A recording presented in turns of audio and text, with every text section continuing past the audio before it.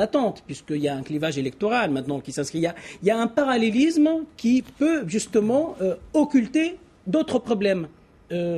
Qui sont urgents. Alors justement, sur l'avenir de la Tunisie, Vincent Gesser, les Occidentaux, on le sait, ont accepté des dictatures par peur de l'islamisme. Est-ce qu'aujourd'hui, il y a un risque islamiste en Tunisie? On dit que le parti Ennahda, aujourd'hui, qui est le parti islamiste, a le vent en poupe. Est-ce qu'on peut imaginer que ce parti, le 23 octobre, sera au pouvoir? Et est-ce qu'on doit en avoir peur? En tout cas, avant de parler de la peur des Occidentaux, on peut dire que c'est un débat qui secoue aussi la société tunisienne. C'est-à-dire qu'il y a aussi des Tunisiens qui ont peur des islamistes. C'est-à-dire que je mentirais si je disais que c'était simplement une peur occidentale. Ça serait trop facile de dire c'est la faute de l'Occident. Il y a, par exemple, pour vous donner un fait tout à fait concret, c'est l'un des principaux thèmes de discussion sur les réseaux Facebook et Twitter, avec des tas de pages qui se sont montées, ni intégristes, ni État policier, ni islamiste, ni État islamiste, ni État policier. En gros, ni Ben Ali, ni islamiste. Bon. Au-delà de ça, ce que je dirais et que je répète souvent, le problème n'est pas de tomber dans une sorte de normalisation angélique des islamistes en disant ils sont gentils.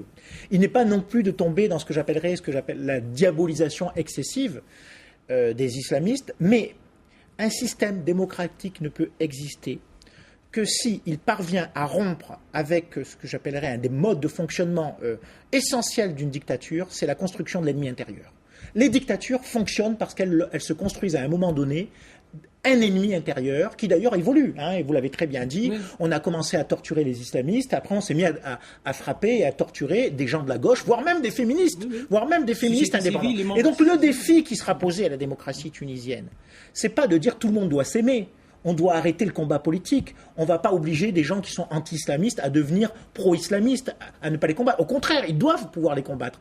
Mais les combattre d'une manière à transformer ses ennemis en adversaires. Et c'est ça le défi. C'est au lieu d'avoir des ennemis politiques qui font vivre les dictatures, si aujourd'hui on revient dans une situation où on construit un ennemi intérieur, soit à partir des anciens du RCD en disant « Ah, attention, c'est l'ennemi de l'intérieur, il faut les éliminer. » Et on élimine 300 ou 400 000 personnes. Il ne faut pas retomber finalement dans le même système. Et la thèse de l'ennemi intérieur s'applique autant aux anciens du système qu'aux islamistes. Il faut dépasser la figure de l'ennemi intérieur et il faut apprendre à faire un débat politique qui peut être passionnel, émotionnel, fort, et que les islamistes soient traités comme des adversaires politiques avec des armes politiques qui relèvent du système pluraliste. Absolument. Mais il y a une chose fondamentale.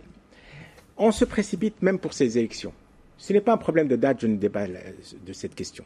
C'est que les dictatures aussi ont fonctionné avec des lois et ont fonctionné avec des constitutions.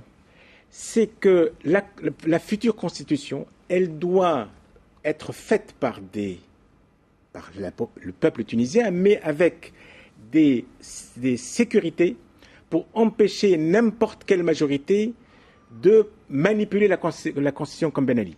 Et on est dans un système de démocratie arithmétique. On a 50%, on fait ce qu'on veut. On a la majorité, on fait ce qu'on veut. Or, je vous donne un exemple tout simple. La démocratie n'est pas l'arithmétique.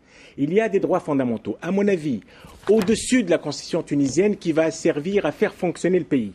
Il faut une charte des droits fondamentaux intangible pour que n'importe qui accédera au pouvoir ne pourra pas jouer avec les droits fondamentaux. L'exemple est très simple. Nous sommes là 4 sur le plateau. On décide que, à 3 contre 1, on décide que le 4e va aller faire une course. On peut le faire, c'est démocratique. Mais on ne pourra jamais décider, à 3 contre 1, de tuer le 4e. Le problème est là. Quelle est cette loi fondamentale qui doit instituer ce genre de rapport et de préservation des droits?